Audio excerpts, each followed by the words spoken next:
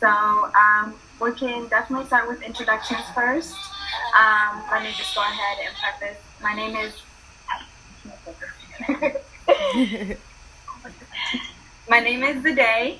My pronouns are she, her, and I am a holistic health advocate. I do some organizing work here in the Twin Cities, and I just am really passionate for healing for my community. So, and I'm a full-time mama. That's my biggest proud thing right now. And I really am passionate about like reclaiming your health in your womb and everything but a part of that. So thank you for joining me.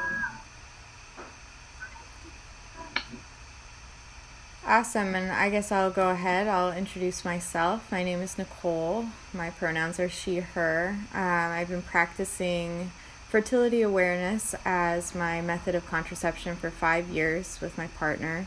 So I just started cycle 62, so I'm really just excited to talk with you today about kind of all that I've learned in those 5 years, a little bit about maybe my experience with birth control and what sort of was the impetus for me to learn all this information, and just really feel close to working with the earth. I'm a farmer, I'm a forager, and I really prioritize working with earth medicine as a way to heal and to also, I think these things sort of dovetail because to take your own data to actually chart your menstrual cycle is a way to assess your health. And we have this really awesome resource of, having a menstrual cycle.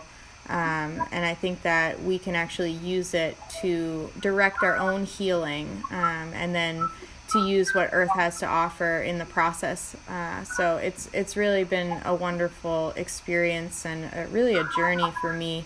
But now I get to share it with so many people. So I'm just really excited to talk with you guys about this topic and just give you an intro and see, how you're feeling about it and take your questions. It's going to be really fun. Thanks, Nicole. Yes, so as you guys know, the topic tonight is about natural birth control and how to consciously track your cycle and know your body and know the signs. And I think the biggest thing that to take away from this is that this is going to be primarily about body awareness. So there are methods that you can use, right? Herbs and other things like that. But the primary focus is that you're going to know your body and you're going to know your signs to prevent. That's the biggest thing that birth control is, right? It's preventing. You don't want anything unplanned. So definitely take this all with a really wide mind and first step because it's a lot. And we won't be able to cover everything in 2 hours. So we will definitely be doing follow-up and continuous webinars for this. But this is a really good start for folks that just really want to know what it's like to know your body without having to depend on medical devices. So I'm going to first kind of talk about my experience using this method very briefly, and then I'm going to hand it over to Nicole to kind of guide y'all and let y'all know what it's all like. So I began using the fertility awareness method when I was 17 or 18. I don't necessarily remember. But essentially, I always had the fear of birth control just from hearing other people's experiences. And I never tried birth control myself, like the pill or the Mephibosheth. I never tried it. I just heard so many horror stories. And so I was like, from the jump, I'm like, I can't do this. And my little sister actually was the one who did fertility awareness before me, where she was like, you can track your cycle and you can also use this herb called neem. And I was like, what? I was like, no way. And so then I tried it myself, and it has been effective ever since. Now, I'm going to mention that there was a time period where I've always tracked my cycle since I was 17. I have it tracked and recorded. However, I had a point in time where I knew I was ovulating, and I decided to obviously have intercourse, and I got pregnant. And I was very much aware when I conceived, when I had, like, it was something I was very known about. So it wasn't the fact that I did it, like, because, failed me. It was just the fact that I was like, okay, I'm fertile and I don't care. And my partner knew and he didn't care either. So that's how my baby was created. Doesn't mean FAM is ineffective, because it's very much effective and it still works for me being postpartum, because if you are a birther, you would know that after you have a baby, you definitely are much more fertile than prior, only because I have tracked my cycle and I felt some days where my cervical mucus was definitely fertile, even though my cycle wasn't. So like things like that are definitely real. However, like if you track your cycle, if you know the signs, you can still prevent. And so that's what we're kind of talking about tonight. So that's just my experience, and then I'm going to hand it over to Nicole. And then if anyone wants to talk in the chat about their experiences with birth control, like this is a very open conversation. So definitely feel free to do that. But go ahead, Nicole. All right, awesome.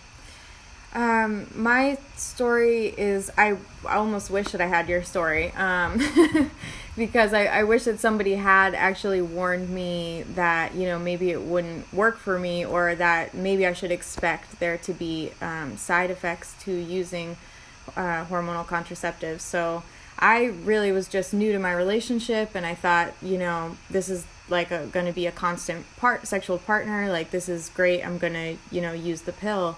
And I was able to go get the prescription, no problem.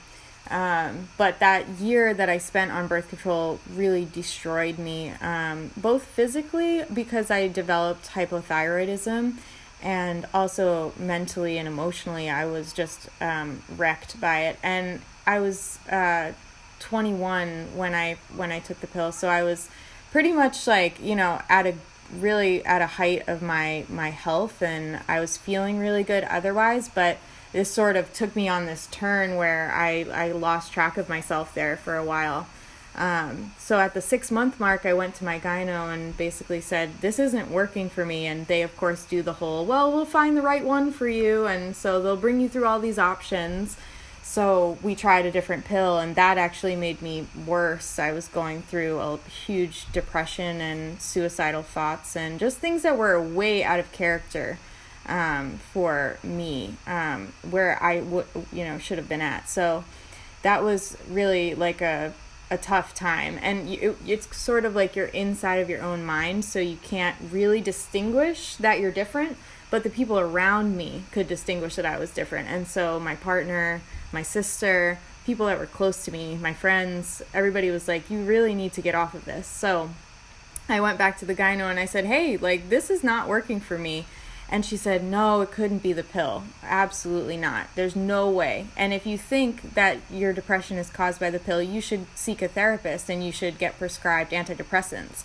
So that was kind of that's what lit the fire under me, that I was like, no, this isn't right. Something is wrong about this. So I just took that instinct and I just said, you know what, I don't refill the prescription. I'm out of here. I'll figure it out. We looked into IUDs for a while, and my partner was like, I don't think that this is a good move for you, considering that you're already dealing with these issues. So I left very much confused. So that was my stint with birth control. And then I was like, I need to find another option, you know? What are we going to do? Go back to condoms, I guess, was like the first thought. But then I found fertility awareness. So I read Taking Charge of Your Fertility by Toni Weschler. And Toni Weschler is very interesting because she's the first person that really took this method out of the Catholic context of natural family planning. I'm not sure how many of you guys are familiar with natural family planning, but it's primarily something that's practiced by Catholics, where during the fertile phase of the cycle, the couple abstains from sex entirely. So Toni Weschler was the first one to write a book about fertility awareness that was secular. So she brought it out of the context of natural family planning and said, hey, a secular person can practice this method, and you don't need to be abstinent during the fertile window. You can choose barrier methods or other methods of contraception during the fertile window and still enjoy your sexuality. So she wrote this book in the 90s, and it's kind of stuck around in certain holistic circles, but it's never really punched into the mainstream. And now I feel like we're in this moment where, reproductive justice is becoming a bigger topic that more people want to see talked about in a full-bodied way. And so to me, that really starts with people who menstruate just understanding how their body works. We shouldn't be in the dark about how our bodies work. We shouldn't be, confused about when we're fertile and when we're not, when our own body tells us. So I read her book. I became convinced that this was going to work. And me and my partner started on this journey together, learning about the fertility signs and going through the process of seeing, doing the experiment, I guess you could say. Is this going to work for us long term? And it has. After the first couple months, we were really grew in confidence about it. But I was still a little nervous to talk about it publicly because of the popular support for birth control and how it is associated with women's empowerment. So I never wanted to contribute to anything that was going to, contribute to any oppression of women. So I felt very conflicted about how do I talk publicly about the issues with birth control as far as how it affects our health and our bodies. And how do I reconcile that with the fact that it was absolutely horrendous for me and brought me to a point where I couldn't use it. It was not even an option for me. So I thought there's got to be other people for whom this applies. So that's what brought me to talking about it publicly and starting FAMTaughtMe, which was really just a Twitter thread where I spoke about what fertility awareness had taught me so far about my body. So that was kind of the beginning of it, and now it's basically turned into this initiative of body literacy. So body literacy just means to be able to now read the signs of your body, and not just in a fertility sense, but in a full body sense. So that's kind of the preamble for how I got here to teaching fertility awareness. So I guess if we want to start with just talking about the basics of how you would go about practicing this method, I can start there if you think that's a good idea today. Yeah, I think that's good. Does anyone have anything to say, any questions after Nicole and I spoke? I feel like I definitely related to the feelings that you had surrounding birth control and your mental health. But I also feel that it's so kind of not supportive to go against speaking badly about birth control because of the reason that you stated that it can, it is used as a way to empower women. But yeah, I feel like it makes people uncomfortable when I tell them I don't use any type of birth control. And I kind of question why is it uncomfortable that I don't use it? It's so popular, it's uncommon to not use it. So it's hard to find other people that feel the same way. So thank you for sharing that. Thank you, Lyra. Yeah, I feel like... Oh, I'm sorry. I was just going to say someone commented something, but go ahead. No, I really resonate with this contradiction that we're all kind of dealing with. If birth control doesn't work for you, you do feel obligated to support it, even though if you really look at the history and the underbelly of it, there's some things going on that I think some of us are more aware of than others, but the history has pretty much been sanitized into this very specific progressive narrative that we didn't have any methods of fertility control, and then suddenly these men invented the pill, and then that's our only options. And even in the 60 years since we've had it, we really only have a couple options, and they all fall on our bodies, right? So that alone is there's lots of things that are unequitable about it. And yeah, just the social pressure that we have to not be able to discuss what's going on with our bodies, I think, is to our detriment. And also in the medical field, if you go to seek medical attention regarding side effects of birth control, you'll also be met with resistance from practitioners. So it gives people sort of no out if they feel like this isn't working for me, I need some other option. it's basically going to have to come from outside of the clinical medicine realm. So it's definitely yes, exactly, the history of forced sterilization. And sorry, I got to get better at reading these comments as I as I talk. But yes, exactly. I was just reading this morning a piece in Medical Apartheid about Fannie Lou Hamer and how her uterus was taken out. And, you know, of course she wasn't a supporter of the early birth control movement because she had undergone the effects of forced sterilization and what the eugenics movement really was trying to do. So all of that is in the history of birth control, but we don't get to talk about it because it's very much not considered socially acceptable to do so. Yeah, right. So that definitely makes it tough. Definitely. Someone in the chat questioned and said, does this work for women who have irregular periods? Yes. So that's something that I'll get to, I guess, when I kind of introduce the method. I recently wrote a book on basically a practical guidebook to practicing fertility awareness. And in the fertility awareness FAQs at the beginning, I talk about the irregular cycles. Because this one comes up a lot. Not all of us have really regular cycles, and there's a reason for that. So your menstrual cycle is actually like this great barometer for your health. And when things are falling into a normal range, we know that the body is basically working well. But when they fall out of that range, we can also tell information from that. So not only is fertility awareness good for being able to understand your ovulation and when it's occurring, when you're fertile, even with an irregular cycle, it'll also tell you information about your hormones and kind of why are you having a long cycle, why are you having irregularly, irregular cycle lengths, basically. Right. So there's really a lot to gain from the biodata that you're taking, and it might not always look like the picture perfect menstrual cycle, but it is going to, regardless, tell you information about your cycle and about your hormones, and also how to fix it. That would be the goal, is to really, I've seen a lot of people really start this method off with irregular cycles, but through the process of taking the biodata, making a regimen and sticking to that, you'll actually see your cycle start to fall into a healthier range over time. So I think it's really good for that as well.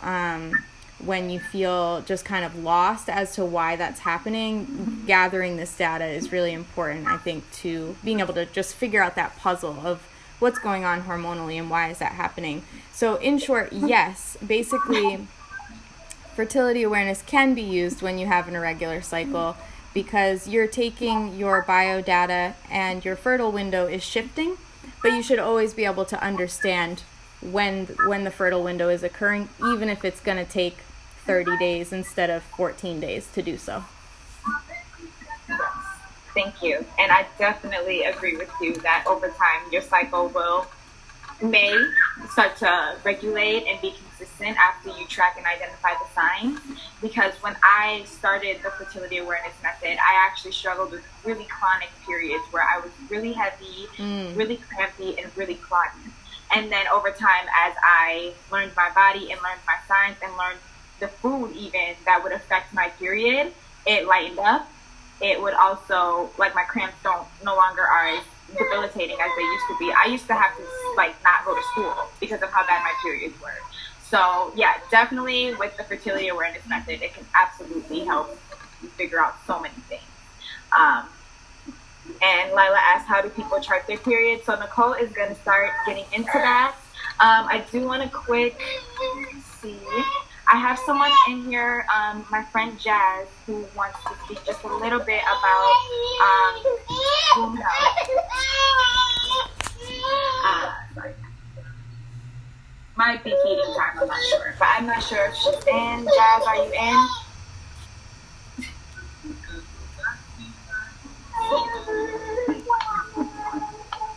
Or if she ends up tuning in, then we can start. But I think you can go ahead and start, Nicole. Okay. All right. Sweet. So, fertility awareness is a method that you can pretty much do analog. So that's one advantage that I see to this method, that it requires very low upfront costs. There's a lot of marketing towards these sort of smart thermometers and things like that, but at the end of the day, you really only need a few things to perform this method. So the first step here, I would say, is to gather your tools. What are the tools that you'll need for fertility awareness? The first one is a basal body thermometer. Basal body thermometers are just a fancy way of saying that the thermometer is going to take the temperature to the 100th degree. So that would be to the second decimal point.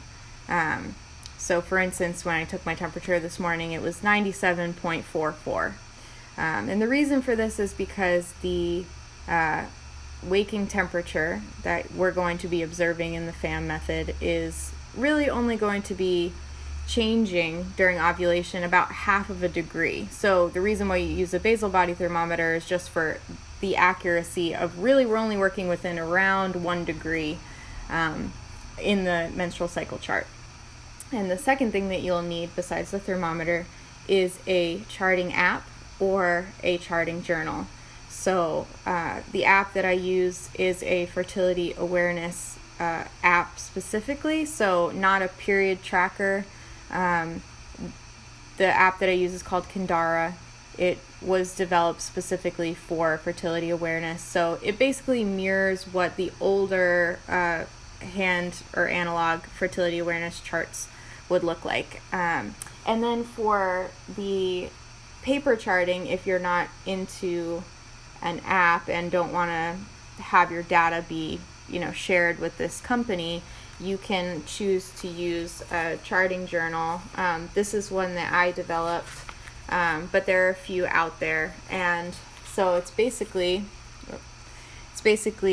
just a graph is what you're looking at here.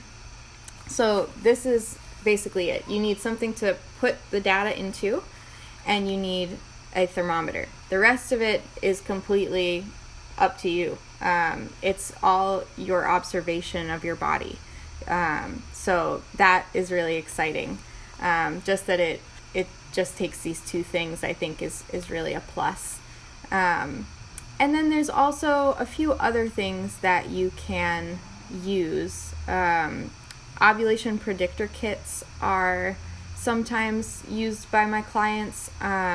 This is just a strip that you pee on, basically, and it's going to tell you when luteinizing hormone is high, and that just means that you're pretty close to ovulating, as that hormone is what directs the egg to actually leave the ovary. So sometimes for further biodata collection, some people use these LH strips, or what they call ovulation predictor kits.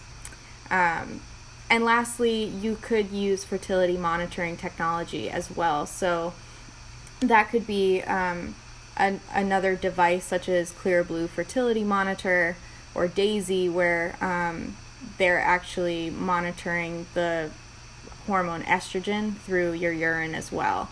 So basically, there's the more analog version of this method where you're just using the thermometer and you're observing your cervical mucus. And that's really it, and charting it in the journal. So that's kind of step one, is to gather those tools. Kindara is great. I use both the charting journal, one because I enjoy writing things down and actually having a record, and two, just because I don't know, one day maybe Kindara will close, or maybe our data will get erased. So I feel like the analog way is really the superior way to keep your data as yours. So this is what one would look like filled out.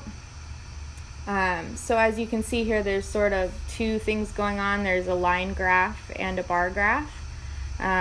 So that's basically what the fertility awareness chart is. It's a line graph, which is basically your temperatures charted on the graph, and then the bar graph is your cervical mucus. So I'll go over this next, basically the data collection of the 3 fertility signs and what those fertility signs are and how they work. So the menstrual cycle basically has two main phases. It's got two halves to it, and ovulation is like the center of this method. We really value ovulation in fertility awareness because it's how we make our hormones. So it's not just for releasing an egg and possibly becoming pregnant. Making these hormones is how we feel good in our bodies. We need estrogen, we need progesterone, and ovulation is basically this hormonal event as much as it is a physical event. So basically with valuing ovulation, you're making sure that every cycle you're getting your dose of your hormones as you should. So the first half of the cycle is really concentrated on estrogen. Estrogen is doing a bunch of different jobs to prepare for ovulation. So the second half of the cycle is going to be pretty much ruled by progesterone in contrast. So progesterone is only going to come into play after the egg has already been released. So you kind of have these two halves of the cycle. And these hormones are really important to our overall health, our cardiovascular health, our bone health, and they really are connected to longevity in terms of warding off chronic illness and later in life disease for people who menstruate. So I definitely see the value in knowing when you're fertile, knowing when you ovulate. So basically in FAM there are three main fertility signs.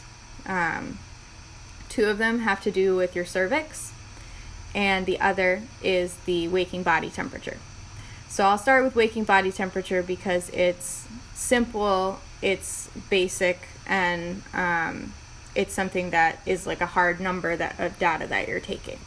So every morning when I wake up in the morning, I roll over. Instead of grabbing my phone, I actually grab my thermometer, throw it in my mouth, let it sit there for the minute, and then it beeps and it gives me a temperature reading. And then I log that temperature in. Usually later in the day, I have a thermometer that saves the temperature so that I can go back later and I actually record that temperature in the menstrual chart.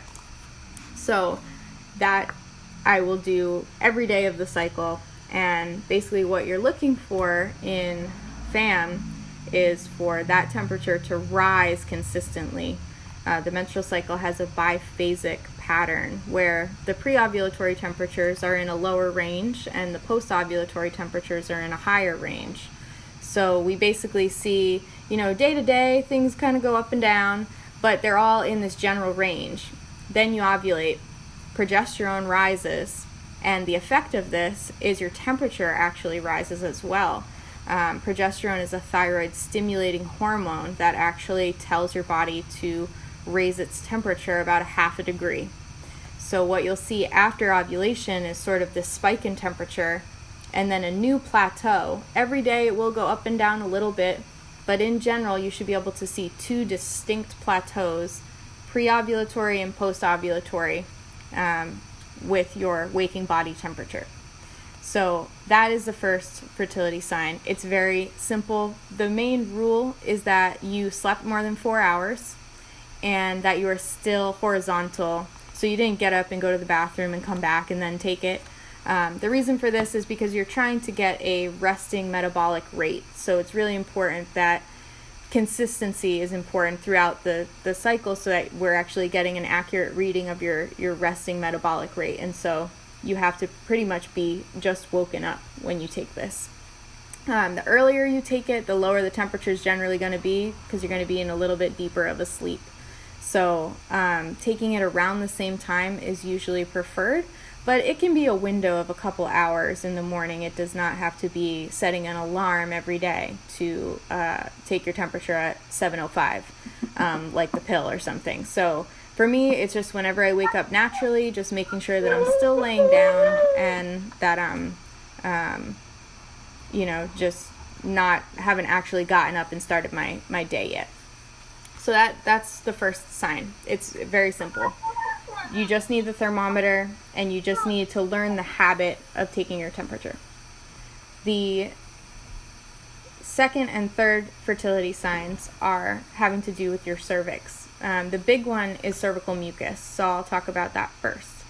Basically, you come off of your menstrual bleed and then you might have a few dry days after you bleed. And then one day, for me it's around day 10, but really it shifts every cycle. There will be a day where the day before was basically my vulva was dry. So like when I wipe, when I go to the bathroom, there's nothing on the tissue. I'm walking around, I don't feel anything falling out of my vagina. I have no sensation of wetness.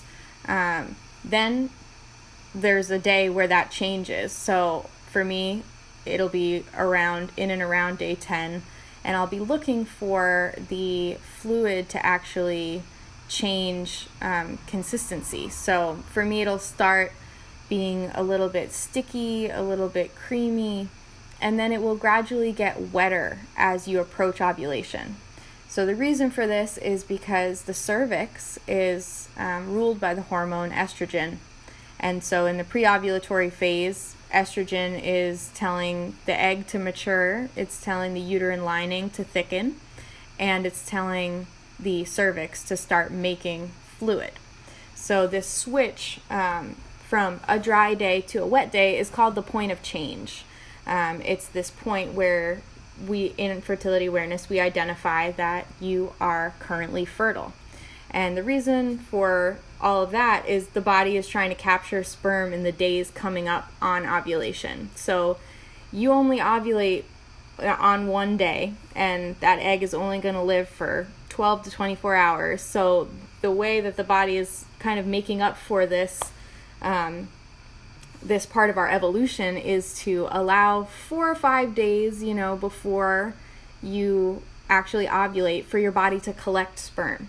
And so it has to make the vagina a hospitable place for sperm. The vagina is usually very acidic, and the cervix itself is actually closed. So the beginning of the fertile window is actually like the opening up of the cervix. The fluid is starting to flow out, and that fluid changes the pH of the vagina, and it also allows for sperm to be nourished, basically, and transported in this fluid to the upper parts of the reproductive system.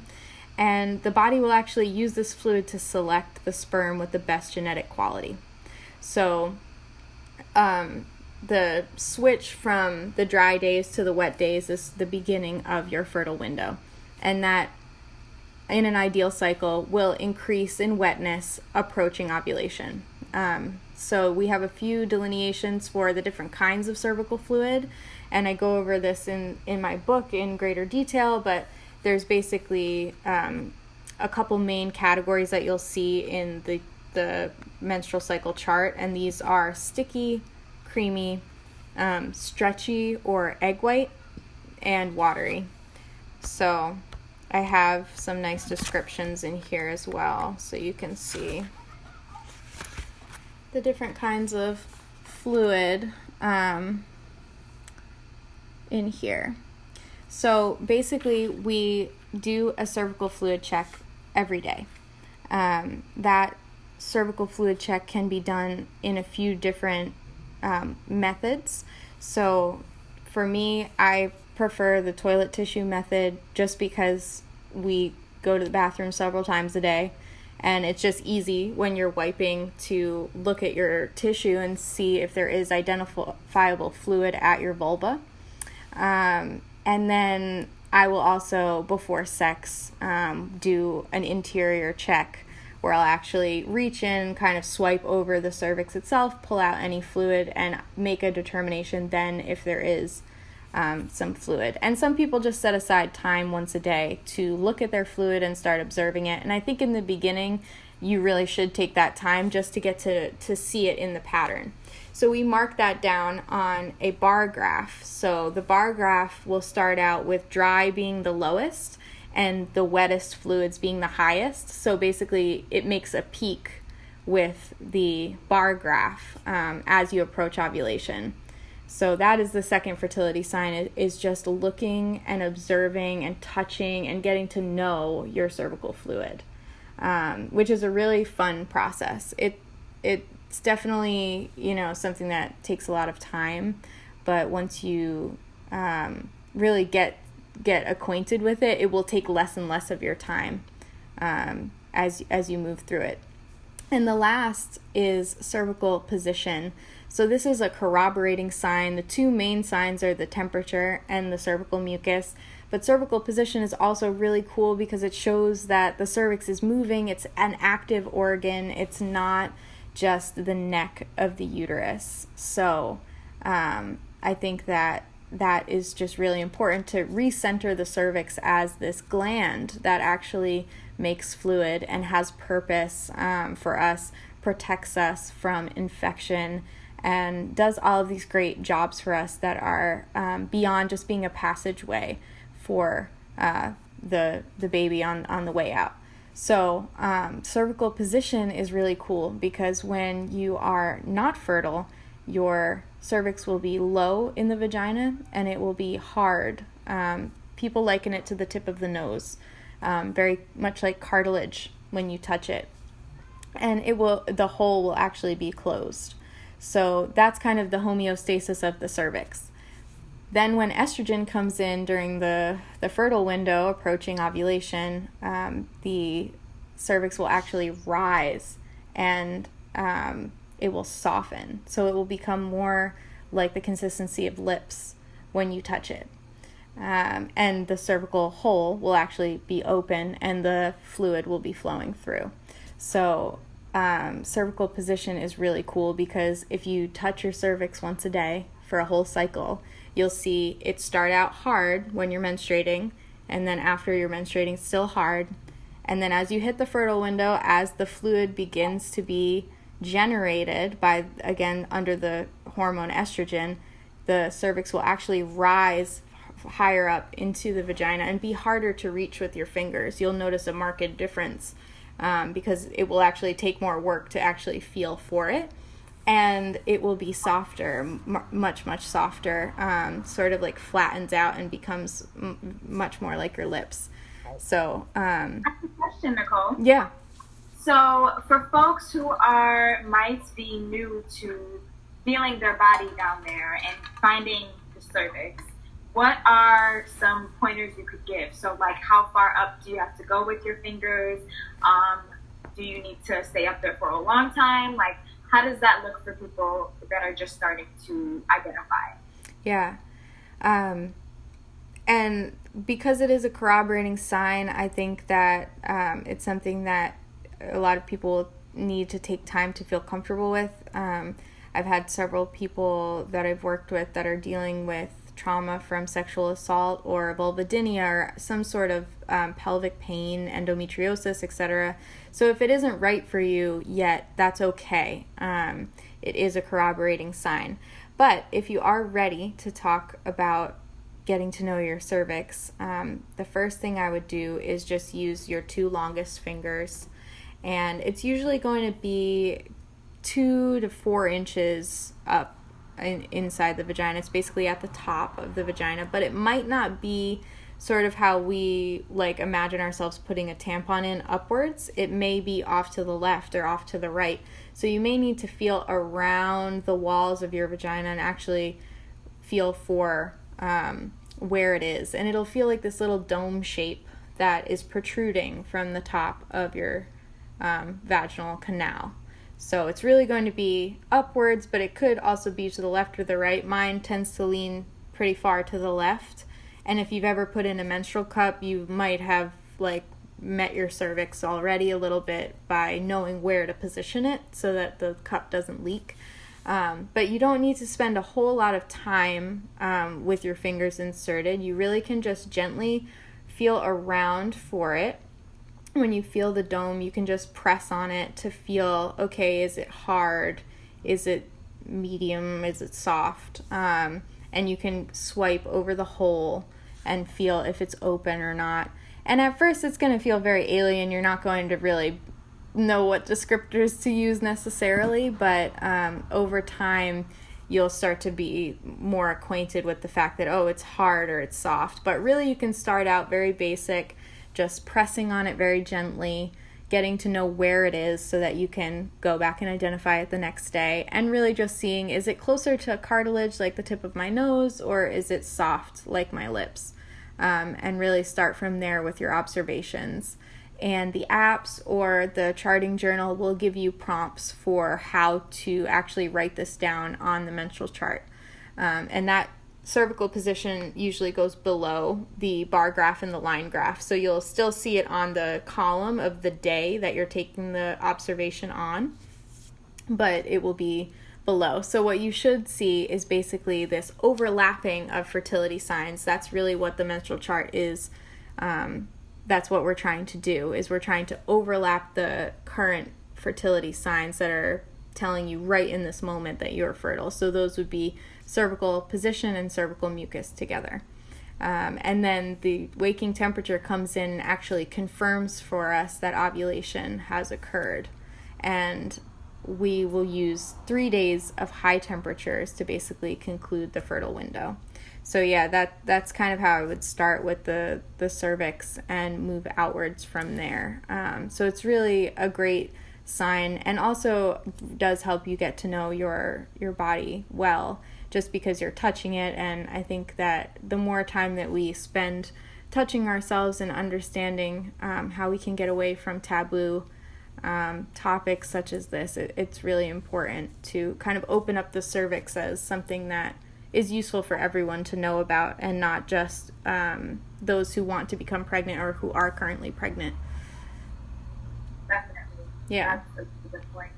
I think the biggest thing that you mentioned was just like getting comfortable with your body and getting comfortable feeling what's inside. I think the biggest thing that Western medicine, or at least birth control devices, can do is kind of make you not want to know. So I think that going forward with the cervical mucus test is just like such a good way to introduce. So thank you for that. Mm-hmm. Anyone have any questions so far? I'm gonna mute because I have a whiny baby.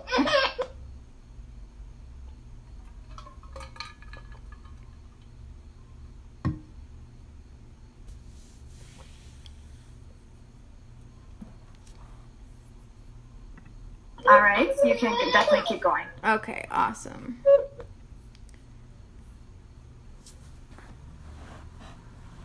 So, sorry, I had a quick question. No, go ahead. Took me a minute. So we kind of talked a little bit about irregular periods. So how would it work tracking an irregular period then? Because I tend to feel like most of my periods lately have been pretty irregular. So it's hard to kind of like be consistent. Yeah. So you would basically not make any assumptions about what the cycle should look like, and you'd continue every day taking the same observation. So taking a cervical mucus observation at least once, but preferably several times a day, just by looking at your fluid and noticing if it's there, if it's even there or not. And then the cervical position check and the waking temperature in the morning. So with an irregular cycle, what you usually are seeing is the first half of the cycle, what would normally be the first half of the cycle, is now elongated. So ovulation is delayed, and that's the reason why the cycle is longer than 35 days, say. So you would basically, on a chart that does look like this, you would see a fertile window maybe start around a normal time, but then continue going for many more days. So I find that people with longer cycles tend to have cervical mucus that goes on for, instead of 6 to 9 days, it could be 21 days. So basically, your fertile window will start on the first day that you observe cervical fluid, and then you will continue basically observing as if you are fertile until you see a temperature rise. Now, that temperature rise might not occur for many days, but that's what will actually confirm that ovulation has occurred. So with an irregular cycle, you're basically looking at a longer than normal fertile window, or a longer than normal pre-ovulatory phase. So the length of time before the body is actually ready to push the egg out and ovulate, which only occurs once, is taking longer than it should. So basically, you would start your observation when you see cervical fluid, and then you would be waiting until you can confirm with the temperatures that ovulation has concluded. And that will be your post-ovulatory phase. So there's a couple rules to contraception that we use in fertility awareness method to actually demarcate the beginning and the end of the fertile window. But we basically, it's bigger than ovulation because we want to know when you can become pregnant, and that can be a range of days leading up to the actual ovulation day. So with a longer, more regular cycle, you may see a patch of cervical mucus, some dry days, but no temperature rise. So this indicates that the ovulation hasn't actually occurred. So you'd be waiting, even if you have dry days after your cervical mucus, you would still be waiting for that temperature rise to confirm that ovulation occurred. So yeah, that's basically how it would work with an irregular cycle. The fertile window would be extended in this method until you could confirm that the ovulation occurred.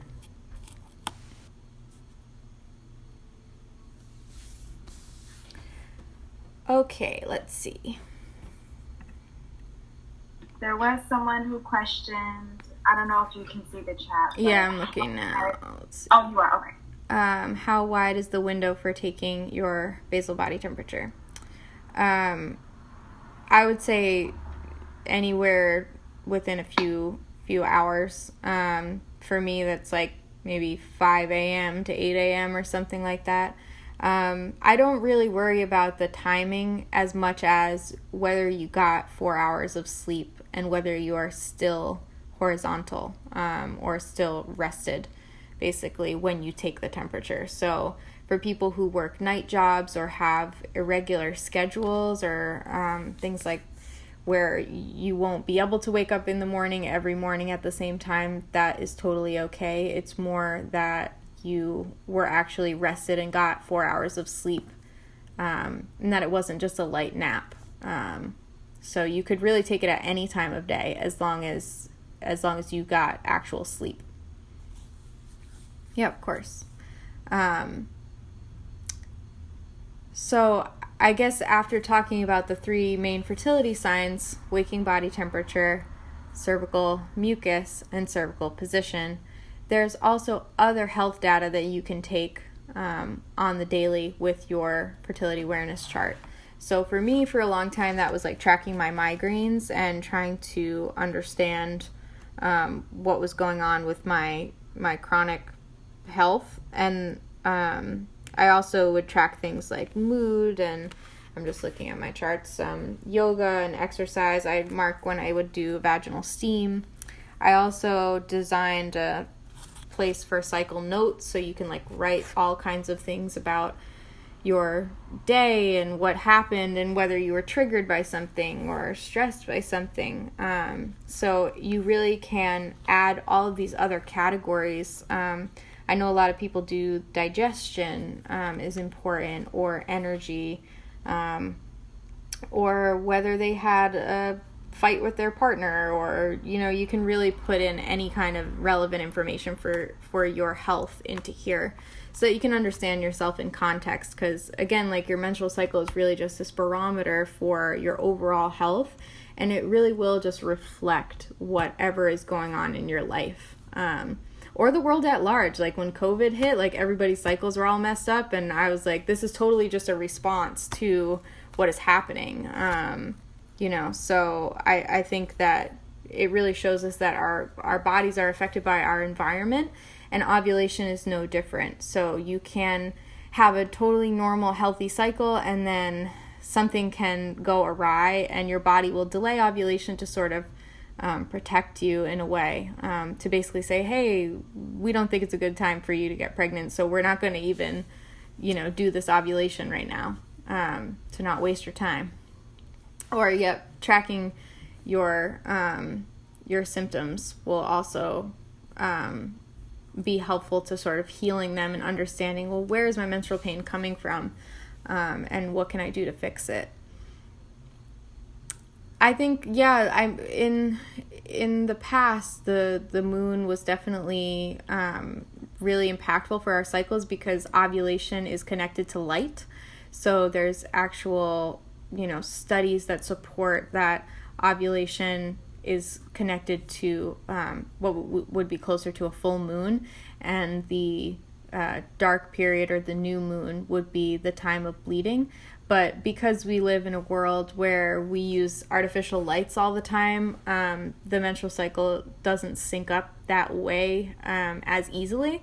I think you can sleep with your devices off, and you can keep the curtains open, and you can sort of try to align yourself with the moon cycle. And I have had some success with doing it that way to actually get your body to sync back up. But yeah, I think our ancestors certainly were affected by the moon cycle, and sort of we would bleed together in a more communal sense, because for most people it would be occurring around the same time, whereas now we bleed all on different schedules, I guess. So there's a lot of secondary fertility signs, or the moon cycle is another thing that I know a lot of my clients track right in their chart. They'll put the moon cycle along with their cycle days and actually track the moon as it waxes and wanes and how it connects to their cycle. And I was fortunate enough to have mine sync up for a while, and I got to watch that process and chart that process, which was really cool. So I think that this method, it really ends up being about your whole body, and not just about the contraception aspect. For me, it started out as a contraception method, but then really developed into a whole host of, understanding my thyroid, understanding my body at large. And that's really what I think it can be used most for. Yeah, since the pandemic, my cycle has been, I've started my period on the full moon since February. And I saw my friend, or not my friend, but like in this friend group that I'm in, I guess, like on Facebook, there was this group of like ladies that all said that their cycles shifted to the full moon since they've been stressed out because of the uprising here in the Twin Cities. Yeah. And I was just like, wow, that's just so crazy. And they're a really tight-knit, close group of friends. And they all started to sync up on the full moon, which was just crazy. So, yeah. No, I think that there's certainly, impacts to our individual and also collective health that have to do with any number of types of unrest, or it could be political, it could be climate, it could be just the collective feeling that people are experiencing right now. But we are definitely our hormones are really impacted by our environment, and that's why this method works. That's what makes it different from the rhythm method. The rhythm method is just a system of counting. You're looking at the past cycles and then saying, oh, in the future, my ovulation will occur here. But the problem with that is that your body is affected by the environment that you're in. So FAM uses actual biodata from your body that you are taking every day and makes a determination about when you become fertile. And it's always unique. So each cycle is a new cycle. You make no assumptions based on, last cycle was like this. Because that's how you would actually make mistakes in this method, would be to use past data for future observation. So we pretty much, we use the cervical mucus and cervical position to say, currently I am fertile. I'm experiencing cervical mucus right now. This means that today is a fertile day. And then when your vulva is dry, you would make the assessment that you're no longer fertile. And when your temperature is hot, has risen for 3 days, you'd make this determination then retroactively that the fertile window has concluded. So basically you start off with the pre-ovulatory phase using cervical mucus and cervical position to talk about how you're currently fertile, and then afterwards you're going to see the temperature rise and actually retroactively say, I can confirm now that ovulation has occurred. So yeah, that's basically the two main pillars of fertility awareness: is diagnostic, meaning am I currently fertile, and retroactive with the temperatures, meaning has the fertile window concluded? Can I say definitively that ovulation has occurred? And then ovulation will not occur for the rest of the cycle. So that's your one chance for that cycle, and then you're not fertile for the rest of the cycle. So really, you're fertile for only about 20% of your menstrual cycle. The other 80% you're not fertile. And not even just like a little bit. Like, you're not fertile at all. There's nothing to support sperm survival, and then there's no egg during those other parts of the cycle. So really, the fertile window is the body's only chance to collect sperm and become pregnant for that cycle. The other cool thing... Oh, go ahead. Oh, so I just want to clarify. Are you saying that it is very unlikely to get pregnant or near impossible to get pregnant outside of the fertile window? Near impossible, yeah. So... Okay. Mm-hmm. Yeah. In the pre-ovulatory phase, so you could say from menstruation is always your day one. So like the beginning of the cycle is considered the first day of red blood flow.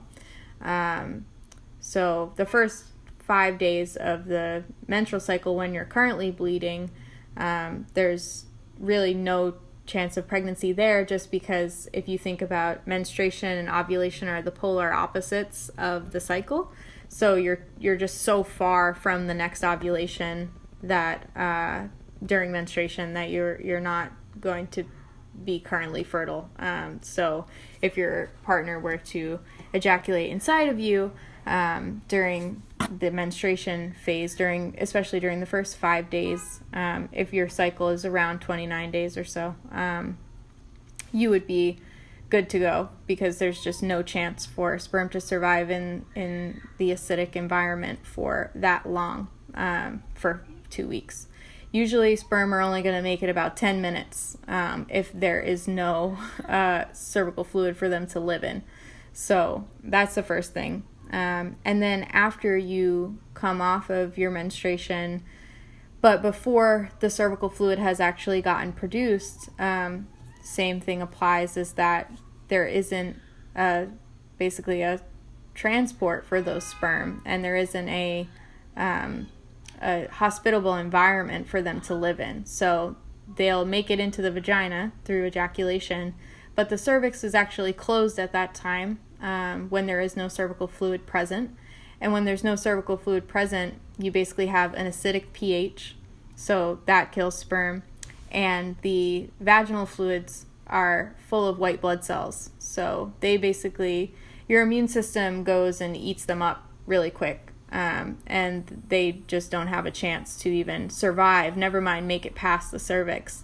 And this is all because the body knows there's no chance of pregnancy if the egg isn't even close to being released. So the body's not going to make cervical fluid on a day where the fluid isn't going to lead to a possible pregnancy.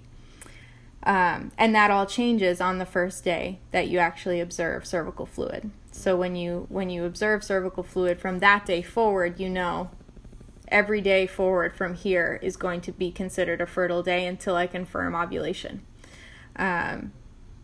Then you have the actual ovulation occurs, the temperature rises, and after 3 days, we use 3 days because in the case of fraternal twins or a situation where the body is ovulating but releasing more than one egg, we use 3 days just to make sure, absolutely sure, that egg has lived and died, or multiple eggs have lived and died in their 12 to 24 hour period. And then after that, the progesterone that your body produces inhibits the hormones that release more eggs. So basically, once you ovulate, your body does this feedback loop where it tells the body, hey, we did that and we're not going to do it again. we're going to put all of our resources to possibly fertilizing this current egg that we just released a few days ago and hope for the best. So the body spends the post-ovulatory phase really trying to encourage a fertilization, but if no fertilization occurs, 2 weeks later, you will bleed. So basically from post-ovulation onwards, there is no more chance of another ovulation happening, and therefore you are completely infertile for the remainder of your menstrual cycle. So I chart my, menstrual cycle for these 61 cycles, and I share the information publicly so that people can really see, on these days my partner ejaculated inside of me, on these days he did not. And this is how we've done this for this many cycles without getting pregnant. Basically always paying attention to the cervical fluid and then confirming with the 3 days of high temperatures after ovulation. And during all the other parts of the cycle, we are free to enjoy the full breadth of our sexuality and be able to partake in that, something that is considered very taboo still, to talk about, your partner ejaculating inside of you and not leading to pregnancy, but still ovulating all of those times. So it's cool to be able to show this is on average, how many billion sperm have been inside of me, but none of them have ever met an egg. So it's That is so cool. It is cool. It is cool. I love it. Yeah. No, I really think that, that I remember I worked at a, fertility acupuncture clinic for 2 years, and the acupuncturists there, they specialize in fertility, and they would always tell their clients, don't even try to have sex after you have your period.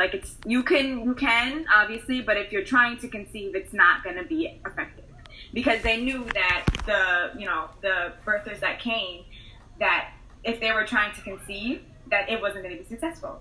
And so it's just interesting for you to give that evidence as to why they said that, because I was always well, I don't know the validation in that other than my own personal experience. What's the science part of it? So that's really interesting. That's awesome. Yeah, it really depends very much on our bodies are really the choosers. I always talk about this whole myth of the sperm swimming like the fastest swimmer, because it's the most patriarchal explanation of reproduction that you could come up with, and obviously it makes sense because this is a society we live in. So I really try to reposition our bodies as the ones that are making all the choices. So our bodies are actually, selecting the sperm with the best material with this fluid. They are ushering up the best possible sperm up into the uterus and upwards into the fallopian tube to meet with the eggs. So our bodies are really kind of controlling this whole process and also protecting us in the infertile phases by keeping the cervix closed. It doesn't allow anything, not just sperm, but bacteria or anything that could cause disease or infection is cut off by the cervix. So I think that it's really valuable information. My partner's sperm has never been tested, so I don't know how fertile he is, but I definitely think that he probably has some good viable ones in there. Maybe I'll do that. That would be fun if I can convince him to be a part of this experiment even more with me, and we could talk about that. But even if he had a very low sperm count, it would still be in the millions. Usually about 20 million would be a low sperm count. We do have issues with male infertility a lot younger than we did, just because of diet and lifestyle. So yeah, when people are, inversely, when people are trying to get pregnant, I definitely always encourage the partner to get their sperm checked, just so that they can see if the issue is not the menstruator. Because I think it's important for both people to take responsibility for contraception or conception, depending on what your goals are.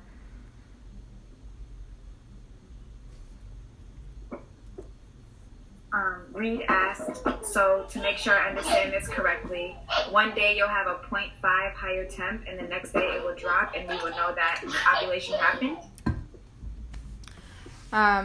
Not quite. So the thermal shift is what we call it when ovulation causes the temperature to rise. A thermal shift could be anywhere from 0.1 to 0.3 degrees higher than the 6 temperatures that came before it. So basically, you'd be looking for a cluster of low temperatures and then a spike. And on that first spike day, you'll be like, okay, this looks like it could be a thermal shift, but then you'll have to wait for 2 more days. So you'll actually be looking for 3 consistent days above what we call a cover line. And I explain this in the book, but basically each ovulation, you'll actually draw a cover line, which is just a horizontal line to delineate the pre-ovulatory low temperatures to the post-ovulatory high temperatures. And what you're going to want is for the post-ovulation high temperatures to remain above that line for the remainder of the cycle. So when we say a biphasic pattern, what we're talking about is a cluster of low temperatures before you ovulate and then a cluster of high temperatures after you ovulate. So really the temperature should remain high for the remainder of the cycle, not actually drop back down. If it does drop back down, record it as such, because then you can basically say, well, I haven't ovulated yet because it hasn't been consistent. So if you're seeing lots of ups and downs, that would not be considered a thermal shift. So a cover line really helps you distinguish the before and after ovulation periods. Let's see if I can. So kind of hard to see here, but there's the horizontal line right here. And see, these are it's backwards, sorry. These are the pre-ovulatory temperatures, and then ovulation occurs right here on the last temperature below the cover line. And then for the post-ovulation, it's this period here where all these temperatures, they're going up and down a little bit, but they're all well above this line and well above the pre-ovulatory temperatures that came before. And you can kind of see in this chart too how as you approach, there's menstruation, the red, and then the dry days are gray, and then this patch of purple here is where the cervical fluid starts. So this cervical fluid is leading up to the ovulation day. So like the body's trying to capture sperm during this fertile period here, and then it releases the egg on this day, and it only has 24 hours to live. So we count 1, 2, 3 above the cover line, and by the evening of this 3rd day, you're no longer fertile.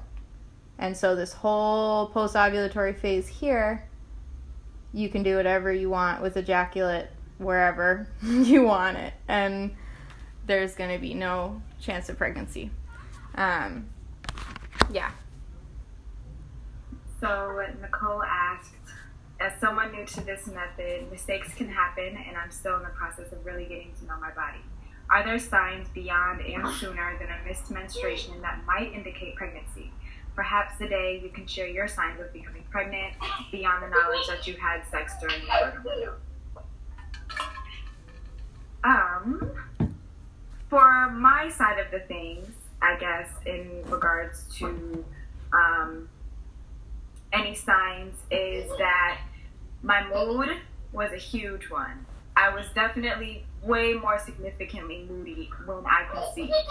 I also was much more, like my discharge was consistently watery, like consistently super, like I had a lot of discharge in my underwear, and it happened until it was time for me to have my period, and then I obviously missed it, and then I knew I was pregnant. But before even seeing the test, I knew I was.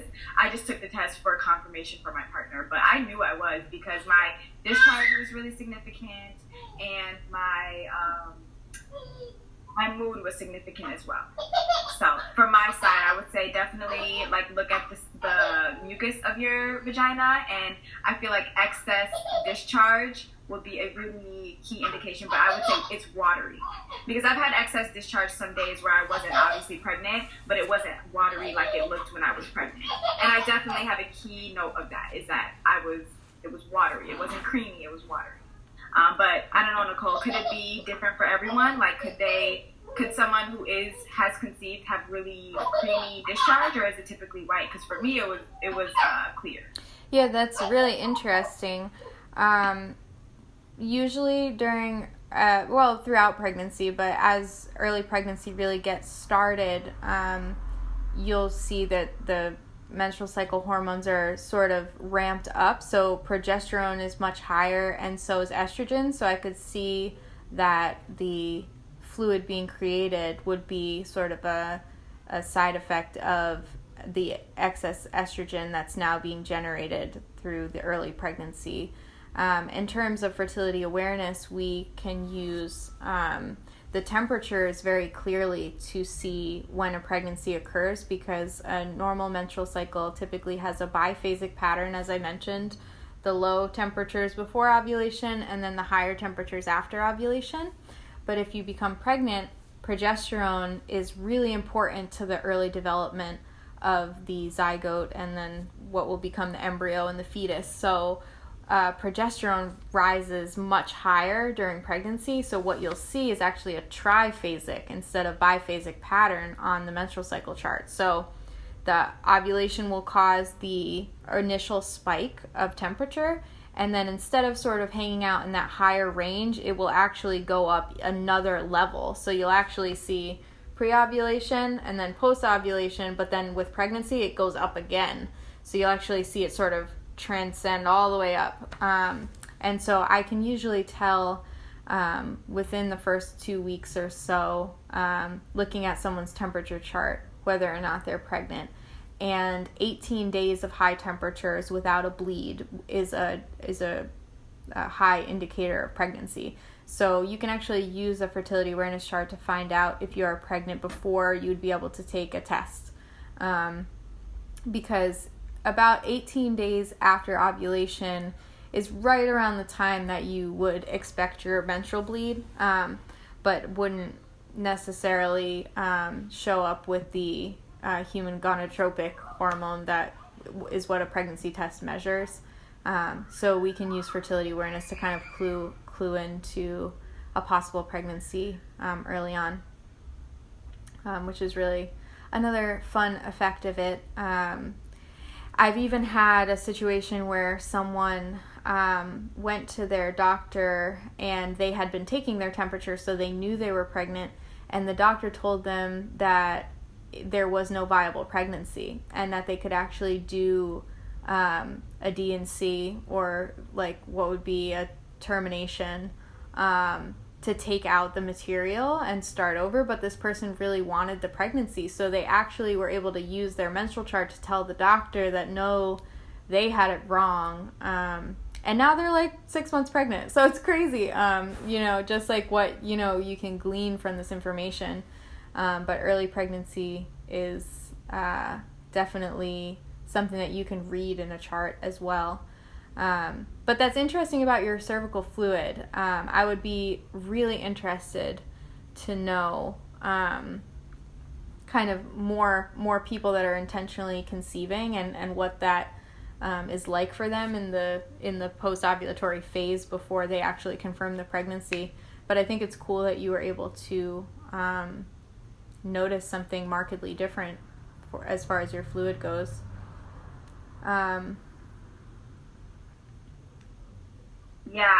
I actually just went back into my chart to see from when I had conceived, and it was watery in the beginning, but then leading up to when it was supposed to be my period is when it became more milkier. Okay. So, just to be a little bit more accurate, it was milkier, but it was definitely still excess in my underwear. I'm trying to think of some other things. Do you remember anything from mine? Yeah. I tell my sister everything because we both track, so. Love that. Gotta have an accountability partner for charting. Because I remember her, she would just look at me crazy. She was just like, girl, you are moody. And typically, because I don't use the other, medical devices to prevent, I know when I'm acting moody, and I know when it's my time for my period. So it was a different type of moody, y'all. I swear, I was upset. So I was crying all the time, and it was just so extra. But yeah, I would definitely say the discharge was like clear. But absolutely, if I had my BBT, I would most definitely be able to tell that my temperature was much higher than usual. Yeah. I want to get to someone's question they had. They said, which days are, it was from Paxton, so which days are you using other contraception methods? The days you begin producing mucus until after the 3-day temp spike? Yeah, so in the fertility awareness method, there are a few different methods within the umbrella of fertility awareness, but just using the type that I am using, the symptothermal method, there are 4 rules to fertility awareness as contraception. And 2 of the rules are pre-ovulatory and 2 of the rules are post-ovulatory. You've basically got them. One of them is that the first day you begin producing mucus is the beginning of your fertile window. So you would begin using another contraceptive choice, whatever it is, condoms, withdrawal, spermicide, whatever, on that first day that you observe cervical mucus. Then you continue, basically assuming that you are fertile, going towards ovulation every day until you see the 3-day consistent temperature spike. So that is another rule to contraception, is that you're looking for a thermal shift and you're looking for it to sustain for 3 days in a row. And that would be the conclusion of the fertile window. The third evening after the temperature rise above the cover line would be the end of your fertile window. And so you could resume basically not observing other contraceptives during that time. So in the book that I created, I actually used pictures of my actual charts, and these are green boxes here and here that will actually show you the 4 rules and actually explain exactly what that means in the context of your chart. But that's the basic gist of it, is you've become fertile when you have that first day of cervical fluid, and then you continue in your fertile window until the 3 days of high temperatures. Also, corroborating the high temperatures will be a drying up of your fluid. So the fluid should also stop around that same time that the temperature rises. So we're always looking to corroborate multiple fertility signs and overlap them in the chart. And that's how you get the most consistent reading and how you can be most definitive about when to choose to resume unprotected sex with ejaculate in the vagina.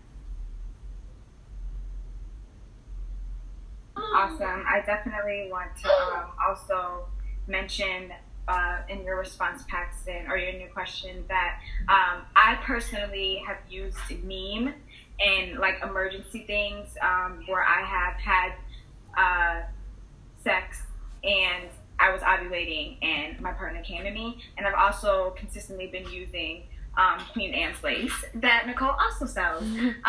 She tinctures and makes it herself. So if y'all are needing Queen Anne's lace in any emergency, definitely purchase it from her. You want it as local as possible. Not local, but direct. So I've used Queen Anne's lace and neem oil and neem capsules as a way for my emergency contraceptive. I've used the Plan B once 2 years ago, and that fucked me up, and it fucked up my cycle as well. Yeah. So never again. From that point, I learned about neem oil, neem capsules, and Queen Anne's lace, and I would say I use Queen Anne's lace the most. I don't want to get too technical into Queen Anne's lace, only because I don't know too much, but I do know that what it does is that it interrupts something and stops something, but Nicole can talk about it. No, that's absolutely right. So on the cover of my book, I actually put Queen Anne's lace and the back because that's like my love. I feel really connected to this herb and have for a while. But to kind of talk about Plan B, it's so funny. Everybody's like, Plan B sucks. It really does, because so Plan B is different from Queen Anne's lace or any other herbal form of post-coitus fertility control, because Plan B is basically like taking a very large birth control pill. So what you're doing is actually trying to suppress ovulation, which is, if you take the pill every day, you're basically taking a pill that severs the connection between the brain, which tells the body to ovulate, and the ovaries that actually do the ovulating.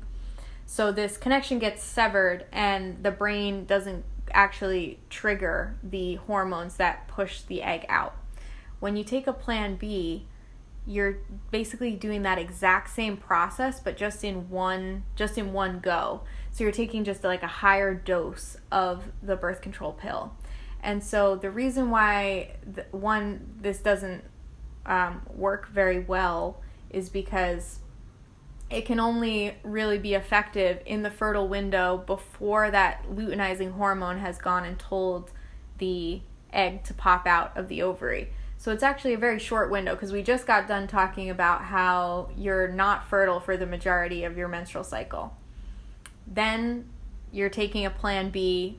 If you're taking it in the fertile window, which would be the time when it would be effective, it can really only be effective at the very beginning of the fertile window, because once the body has told the ovary to push the egg out, it's coming out.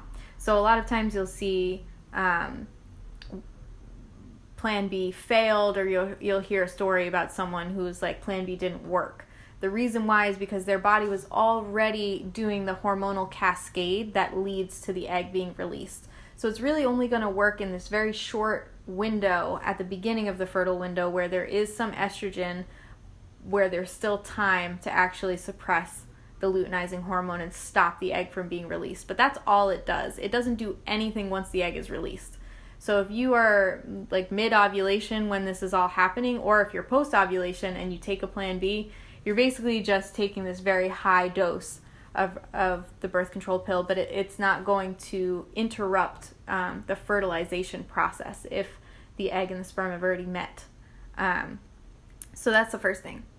And it obviously being a higher dose, I think this is why people have such a bad reaction to it, is because you really are taking a higher dosage. And yes, it is only effective for a handful of thin, able-bodied people. So I think that there's a lot to be said about Plan B being a little bit of a scam, because it really only works in that very short window. And then I notice a lot of people will take it and then be like, afterwards, say something to the effect of that it has worked. But if we track the cycle, we know that a lot of it is actually a placebo, right? Because the body is infertile for a pretty long period of time. So I think a lot of people are taking Plan B and thinking that it's working, but actually it's just their body is infertile at that time. So I've made a few explanations of Plan B on my Twitter account with my charts, so that you can start to understand when Plan B is effective and when it's not. But Queen Anne's lace is quite different, because it's an herb that is basically an anti-progesterone. So we talked about how the temperature rises after ovulation and how that is the result of progesterone being higher. Well, progesterone is really nourishing to a new embryo, and takes a big chunk of the process of helping that embryo get established, get implanted into the uterine wall, and start the process of creating the placenta, which will take over creating progesterone for the rest of the pregnancy. So what Queen Anne's lace does is it acts as a natural anti-progesterone. So it actually brings down the progesterone level, which makes the endometrium, or the uterine lining, unsupportive. And what will happen is the uterine walls will fall and not actually support an implantation. So it works after ovulation, whereas Plan B can only work before ovulation. I've definitely had good success with other people using Queen Anne's lace in the 2 weeks after ovulation and still bleeding on time. or what they would consider normal for their menstruation. So, yeah. Is there a link to get Queen Anne's lace and neem oil? Like, is there a specific place that we can go to get it? I can reference, I'll get your website and stuff, Nicole, right now and put it in the chat. All right, cool. Perfect, thank you. Yeah. Yeah, Queen Anne's lace is not something that you're typically going to find in an herb shop. I think that there's an aversion to people using herbal contraceptives. Again, just like we were talking about at the beginning of this talk, there's still like a lot of taboo around autonomous menstrual management, and so I think that a lot of herbalists are afraid to touch the subject because they fear the repercussions of possibly being involved with somebody getting pregnant when they didn't want to, or there's just a whole host of fearful things, I think, for herbalists where they don't want to be responsible, which is totally understandable. But I find that it is very hard to find. So a couple years ago, I really started foraging it and working with it directly. So I was just out there a few days ago chopping. It's the seeds that have the anti-progestin in them. So you're actually taking the seed heads and then crushing the seeds to release the volatile oils, and then making a tincture out of that. So that is my process of working with Queen Anne's lace. And yeah, it's been very effective. I have some good testimonials, so I'm really happy with using it in a post-coitus way. And I also think that, the foundation here is really fertility awareness and understanding when you are fertile. And then if a slip-up does happen where there is ejaculate in the vagina, you can take action right then and there. And you don't have to do very much wondering, because as you monitor your temperature, you can usually tell, okay, this is, happening my temperatures are happening in a normal range this cycle, so it's going to show no pregnancy. So yeah, you have all this extra information when you use fertility awareness, and then if you want to stack herbal contraceptives on top of it, it can really, ease your fears and worries at the beginning, I think. So it's always good to stack the different fertility awareness with the herbal contraceptives and the herbal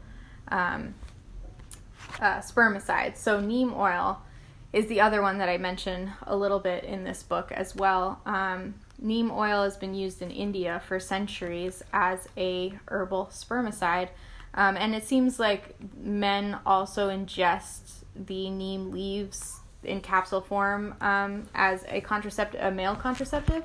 But I haven't worked with any men, so I don't have a testimony on that part of it, but that is traditionally how it was used.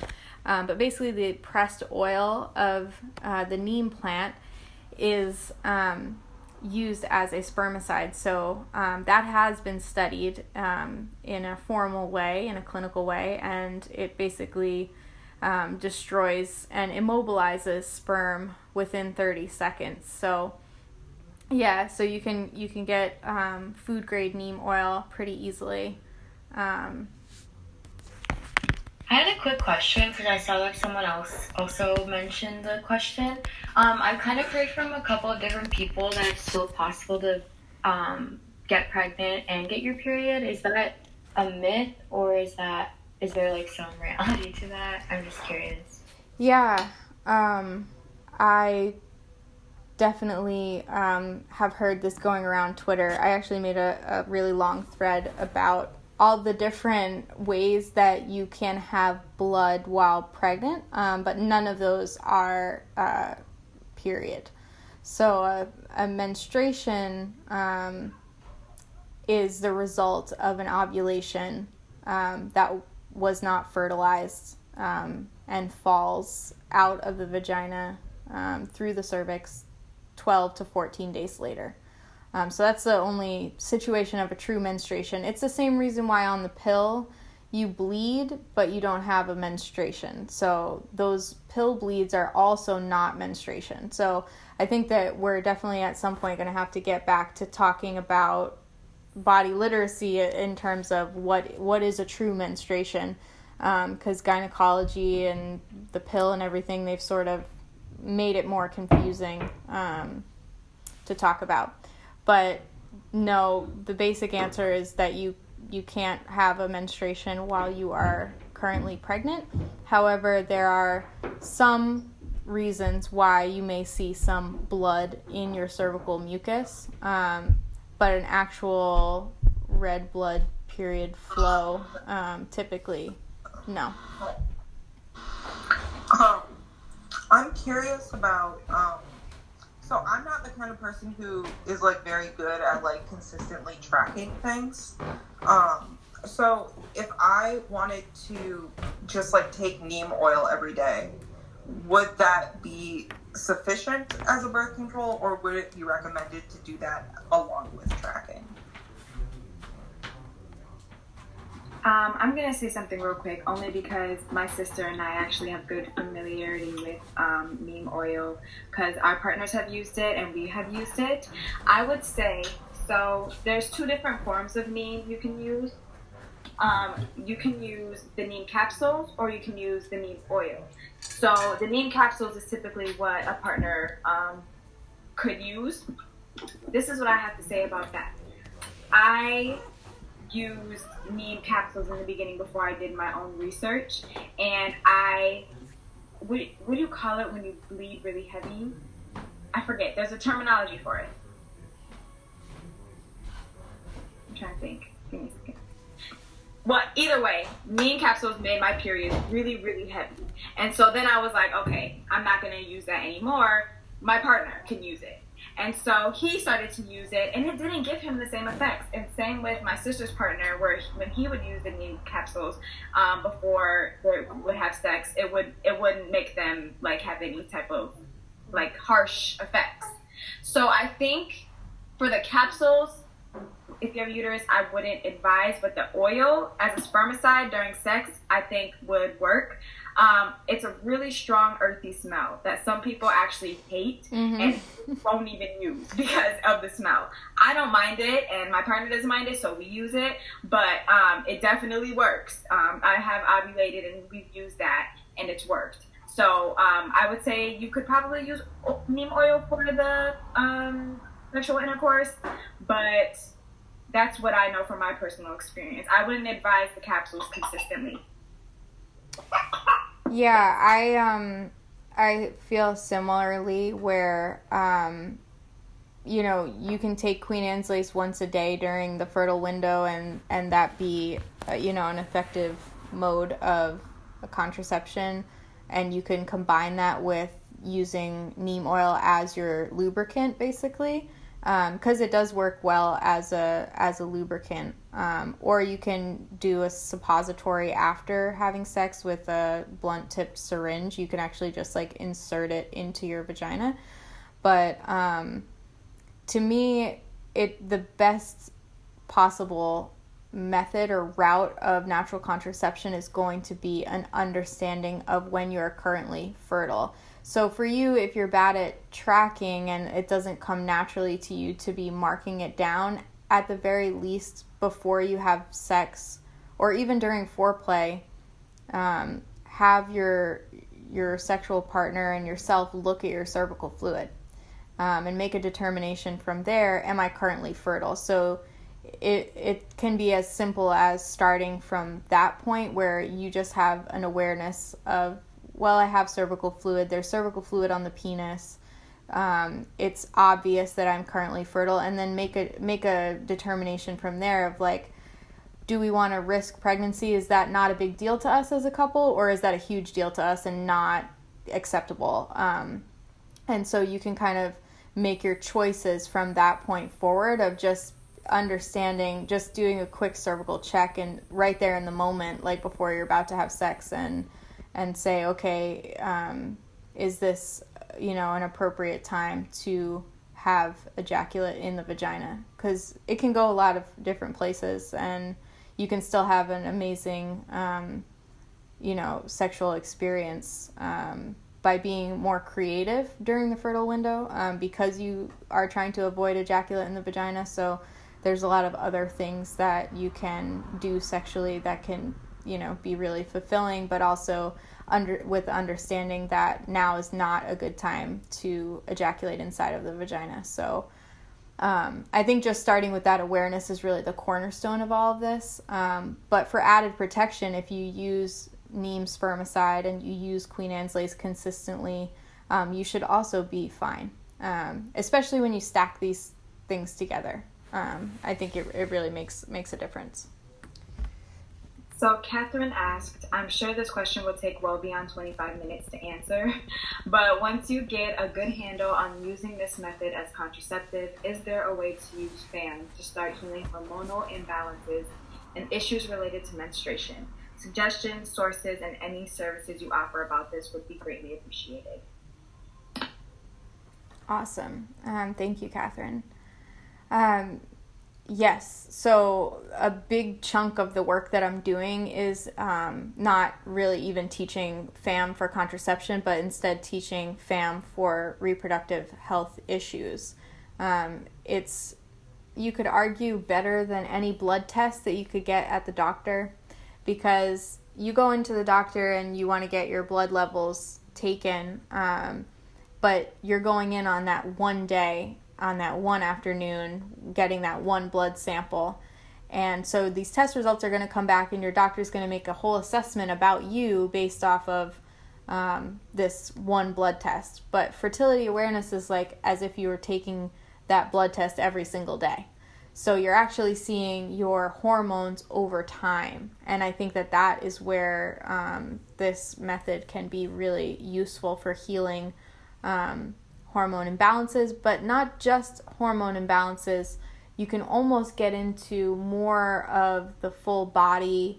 What are the drivers of your hormone imbalance? So we can understand things about the thyroid, about gut health, about the liver health, all through FAM tracking. Now, the fertility signs that deal with cervical mucus are estrogen related. So anytime that you're observing cervical mucus, write it down, even if it doesn't look like what is supposed to be normal in a menstrual chart, a typical menstrual chart that you would see. Because if you're seeing cervical mucus every single day of your cycle, that is telling you that you have excess estrogen. You have too much estrogen either being produced or your body's having trouble with filtering out that estrogen. So that affects your liver pathway, your gut pathway, your gallbladder, and any of the other organs that are involved in estrogen metabolism. So you have basically all the cervical observations telling you information about estrogen. And then the temperature observations are telling you information about progesterone, how much progesterone you're making, if the progesterone levels are weak or if they're strong, and just a healthy balance between these two hormones. Are they working in tandem with each other? Is there an imbalance? Is there too much estrogen and too little progesterone? Is progesterone only lasting for 8 days out of the post-ovulatory phase when it should be closer to 14 days, around 2 weeks? So you can glean all of these different pieces of information from the menstrual chart. And the big one that I'm finding with my clients is thyroid issues, because the temperatures actually tell us about our resting metabolic rate. Another thing that we gain from taking our temperature every day is we get a whole panel of our thyroid function. So I can actually diagnose hypothyroidism or hyperthyroidism just from looking at the range of temperatures in someone's chart. So when I got off the pill, I found that my temperatures were a full degree lower than what should be for a normal 22-year-old person. And it took me over 3 years off the pill to get my temperatures to rise into a range that was of normal thyroid health. So you can actually see not just the hormone imbalance itself, but you can usually see what are the underlying drivers of that hormone imbalance. So it's usually thyroid issues, gut issues, liver issues, immune system issues, and those are really kind of the insulin resistance, I think, would be the last one of the main issues that I'm seeing with young menstruators today. So a big chunk of the work that I'm doing is working with individuals and helping them interpret their menstrual charts. So people are taking this data now, and it's really exciting to see everybody kind of getting involved and doing all of this work. Really, it's labor to take this time to get to know your body. And all I want to do is be able to help people bridge that gap to, okay, what does it now mean? My cycle does not look normal. So how do I interpret this? How do I understand this in the context of my whole body healing? So I think that it's extremely valuable for that purpose, even more so than just contraception, just because I see so many reproductive health issues across the board. So yeah, it's a lot. There's really all sides to this issue. You can see things about ovarian cysts and fibroids because that's connected to estrogen. So usually, like, people's menstrual charts really are this barometer for their health. Like, I'm able to look at the chart and really be able to tell, okay, this person has these symptoms plus this is going on in their chart. It's valuable, and I'm hoping in the future that practitioners will also learn to read menstrual charts, because so many people are going to start taking this data, and eventually practitioners are going to have to become acquainted with it. Right now we're kind of on the outside doing this work, and it's few and far between to find a practitioner in the mainstream medical world that's going to give you the time of day with this information or even find it valuable.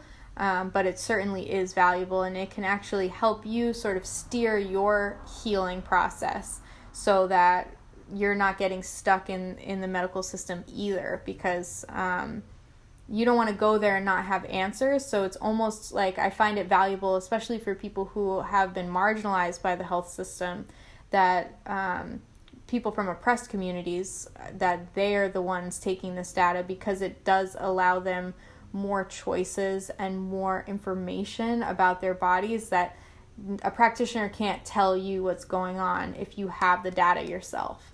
So I think it just helps, all parties.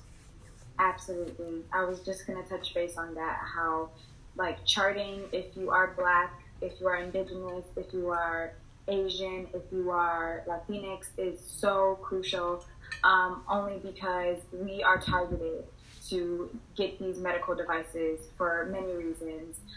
The most popular myth is what we call overpopulation, where they think that our communities are the reasons why our communities birthing so many kids at such a faster rate is the reason why the earth is somehow going to overpopulate. And things like that is due to, like that disconnection of, uterus and like womb, I guess, information, and like being educated on that. So I really, really want to encourage my community specifically to really get into this and tap into this knowledge, because it will really help us reclaim ourselves in this healthcare industry. I have many experiences, just like many of people in my community, that have been actually disrespected and racially violated when it came to asking questions about my uterus and like what it means and what type of thing. They wouldn't even let me finish talking. Yeah, get on the pill. You need to get on the pill. Don't even question. Get on the pill. You're more fertile. That's what I said. You're just more fertile. And I'm like, what does that mean? I'm more fertile. And why are you forcing this on me? And I can't ask any questions because they either don't know or it's not as relevant as to what I'm trying to get. And so, yeah, like, that is a huge part. I definitely want to get to these questions to people because we are running on time. It's almost 8 o'clock. And I think Paxton, Lydia, and RD asked kind of similar questions, where they asked, how can you distinguish cervical fluid from vaginal wetness? Is there a way to distinguish between cervical discharge and the fluid created by arousal? That's a good question. And how would you tell the difference between wetness during arousal and cervical fluid? So I think those all kind of same questions. But. Yeah. And this is like a really relevant topic with the WAP that just came out, and just having Megan and Cardi B talk about wet pussy and like what does it mean culturally versus what does it mean scientifically, and talking about, cervical fluid more openly. Like, we obviously all understand that we have this sensation.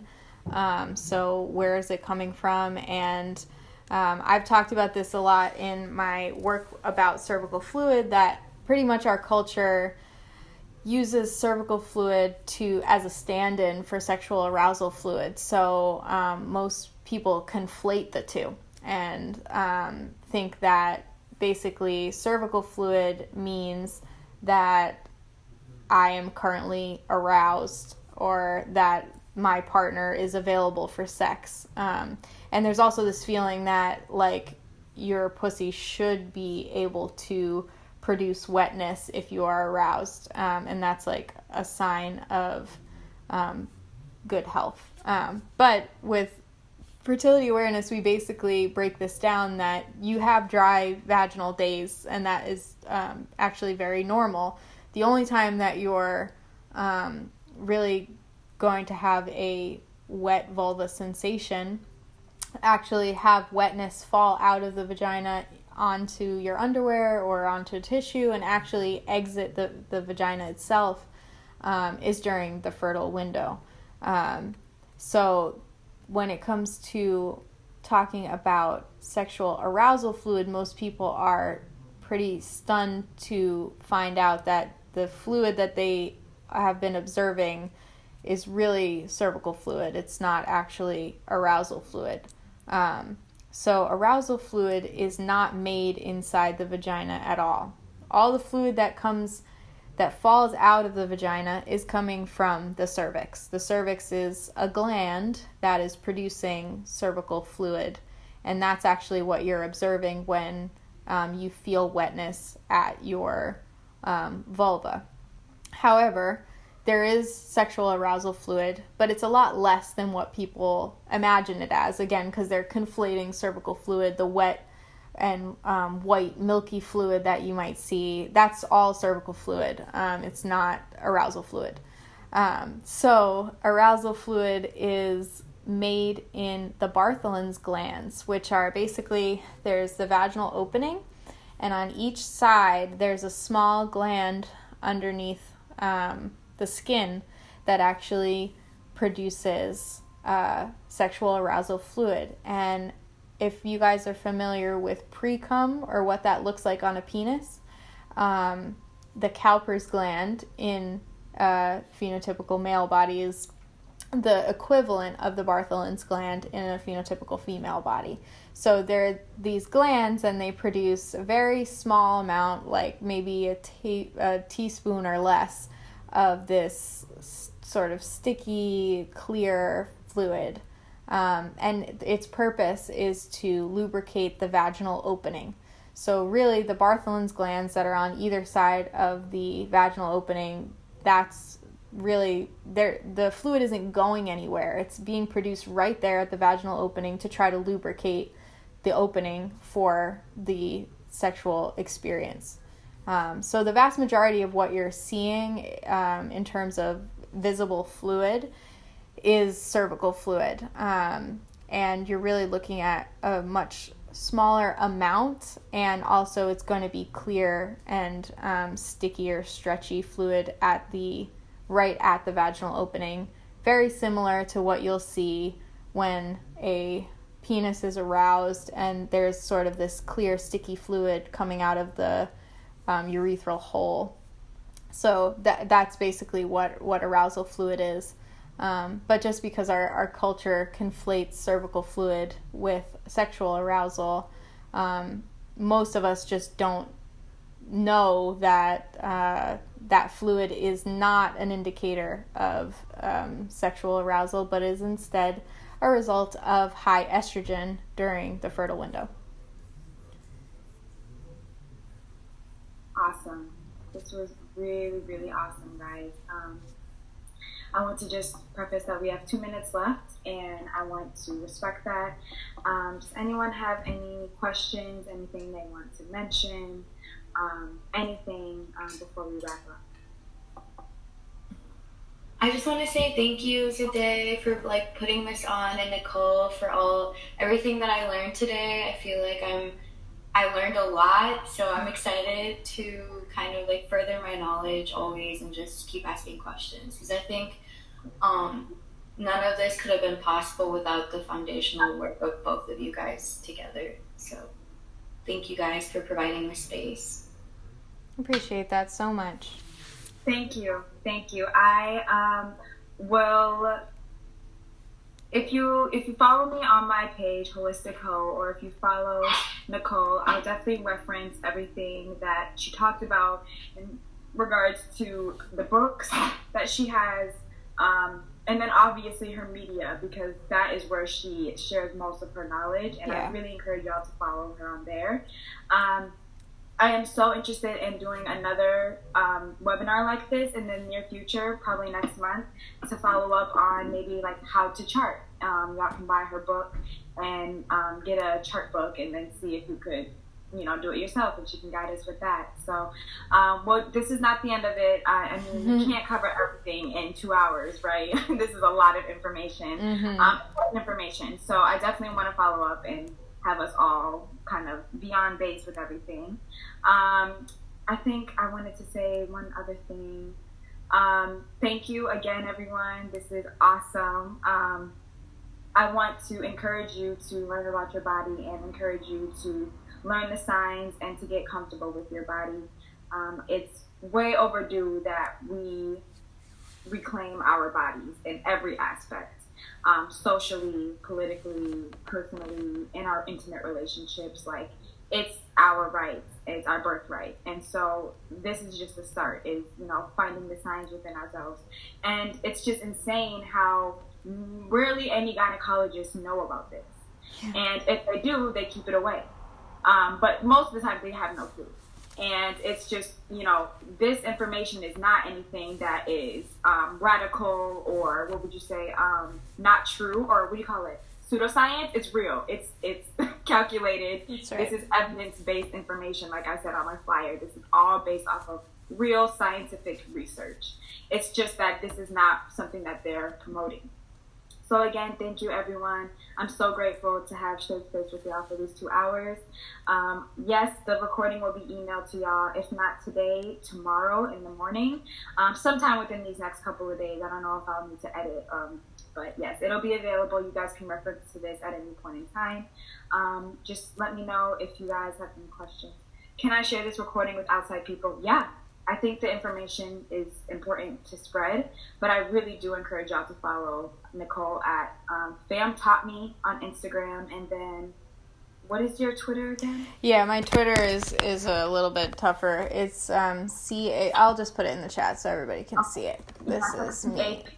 Yeah, I forgot. But it's okay. There is like where most of the information that she talked about today has definitely expressed, and her threads are really good, like really scientific, personal.